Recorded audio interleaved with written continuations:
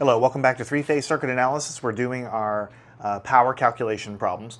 And remember, what I told you before is that I like to use the basic power equations for almost all of these problems, but I told you that eventually you would hit a problem that would require you to use some of the other equations that were derived, and this is one of those problems. This is one of those things where it's difficult to use anything but the equations that we derived specifically for the three-phase power case. So let's just jump right into it. It also is an example of a problem that seems really difficult until you know how to do it, and then you realize it's very simple. I have very few mathematical statements on the paper here. It's very simple, but again, you have to think about it. What we have here is, it says a three-phase load absorbs 22,659 watts of real power. Then it tells us the three-phase line has a line voltage, that means a line-to-line voltage, VAB. All right, 208 volts, of course, RMS value as always. And the current, which means line current, of 73.8 amps, also RMS, of course. So basically, all we're given in the problem statement is that we have a three-phase load, it absorbs X amount of real power. The three-phase line has a line voltage and a line current that's given to us.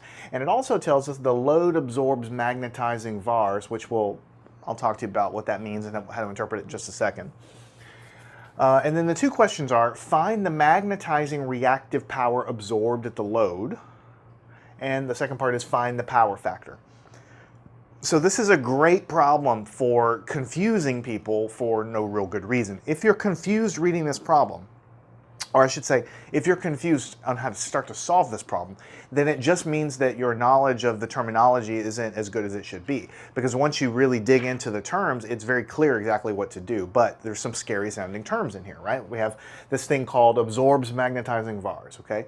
If you go back to my lessons on regular old power, not three-phase power, regular old power, I even did a review a few lessons ago on that where we talked about the power triangle and all that stuff. That's why I put that in there, because a lot of these problems throw around terms like this.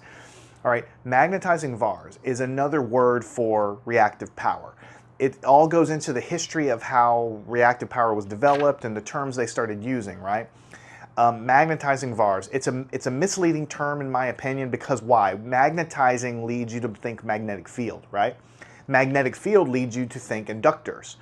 And so you don't really think about capacitors, but capacitors can have reactive power also. So what does this term magnetizing VARs really mean? The bottom line is, if you see, and I said this in the previous lesson on the summary of power analysis, I did a few lessons ago. If you see something that says something absorbs magnetizing VARs, it means it's an inductive load. That's basically what it means. It's an inductive load. When you have, in other words, Q, the reactive part of the power S, P plus JQ, Q will be positive in that case. If you see something with a negative magnetizing VARs, negative reactive power, that was what we typically correspond to as capacitive, okay? So basically, if you see something that says something absorbs magnetizing VARs, it means it's an inductor.